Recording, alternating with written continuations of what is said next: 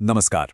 क्या कभी ये सोचा है कि रुपए की कीमत में जरा सा भी बदलाव किसी के सपनों पर कितना बड़ा असर डाल सकता है? तो चलिए आज इसी कनेक्शन को थोड़ा खोल कर देखते हैं कि कैसे गिरता हुआ रुपया हमारी आकांक्षाओं को हमसे दूर कर रहा है और कर्ज के बोझ को बढ़ा रहा है। चलिए इस सीधी और असरदार बात से शुरू करते हैं। अगर कोई रुपए में कमा रहा है तो वो हर दिन और गरीब हो रहा है। सुनने में थोड़ा चुभता है ना? पर इसके पीछे एक ठोस आर्थिक तर्क है। आइए समझते हैं कि इसके पीछे का लॉजिक क्या है।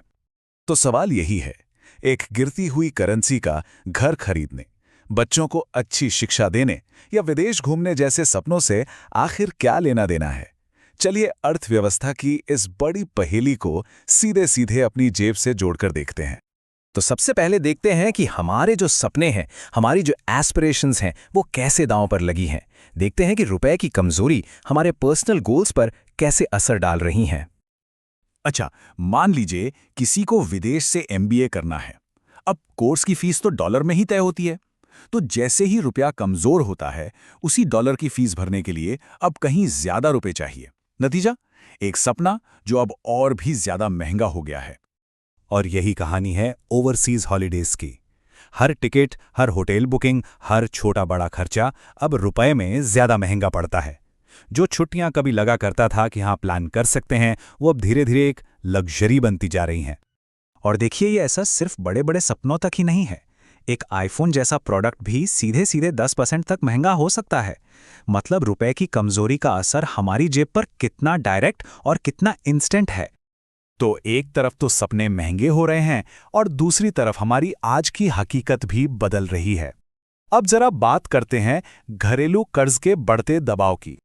ये आंकड़ा देखिए, 2024-25 के लिए जो अनुमान लगाया गया है घरेलू कर्ज का, वो है 28.3 करोड़ रुपए। ये सिर्फ एक नंबर नहीं है, ये इस बात का इशारा है कि फाइनेंशियल स्ट्रेस कितना बढ़ रहा है। जरा इस चार्ट पर नजर डालिए। 2017-18 में घरेलू कर्ज 12.8 करोड़ रुपए था और 2024-25 तक ये बढ़कर हो गया 28.3 करोड़ रुपए। मतलब सिर्फ कुछ ही सालों में डबल से भी ज्यादा का उछाल। ये एक काफी वरिंग ट्रेंड है। आखिर ये कर्ज इतना बढ़ क्यों रहा है? तो इस एनालिसिस के हिसाब से 3 बड़ी वजह हैं। पहली, इनकम ग्रोथ वैसी नहीं रही, रुक सी गई है। दूसरी, सेविंग्स घट रही हैं। और तीसरी, लोग अब अपनी जमा पूंजी, अपने रिजर्व्स में हाथ डालकर खर्च चलाने पर मजबूर हो रहे हैं। तो जब कर्ज बढ़ रहा है और सेविंग्स घट रही हैं, तो जाहिर है इसका असर सिर्फ आज पर नहीं पड़ता, आने वाले कल पर भी पड़ता है। तो अब देखते हैं कि ये हमारे फ्यूचर को कैसे एक तरह से होल्ड पर डाल रहा है। देखिए, इसका एक साइकोलॉजिकल इम्पैक्ट भी है। जब फ्यूचर को लेकर इतनी अनसर्टेनिटी हो, तो लोग क्या करते हैं? बड़े फैसले टाल देते हैं। रुपए की कमजोरी इसी विश्वास को कम कर रही है, जिसके चलते परिवार अपने सपनों को और अपनी बड़ी खरीदारियों को फिलहाल के लिए टाल रहे हैं। और यहीं से एक बहुत ही इंटरेस्टिंग इकोनॉमिक कॉन्सेप्ट सामने आता है। इसे कहते हैं कंप्रेस्ड इन्फ्लेशन पाइपलाइन। इसको एक दबे हुए स्प्रिंग की तरह सोचिए। लोग अभी खर्च नहीं कर रहे हैं, लेकिन उनकी ज़रूरतें तो ख़त्म नहीं हुई हैं। तो जब हालात सुधरेंगे और ये दबी हुई मांग एक साथ बाजार में आएगी, तो महंगाई का एक तरह से विस्फोट हो सकता है। तो बात सिर्फ रुपये के गिरने की नहीं है, ये सपनों के टूटने और विश्वास के कम होने की है। और ये सब हमें एक बहुत बड़े सवाल पर लाके खड़ा कर देता है।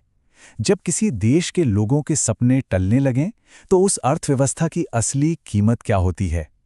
इसका जवाब आंकड़ों से कहीं ज्यादा गहरा है।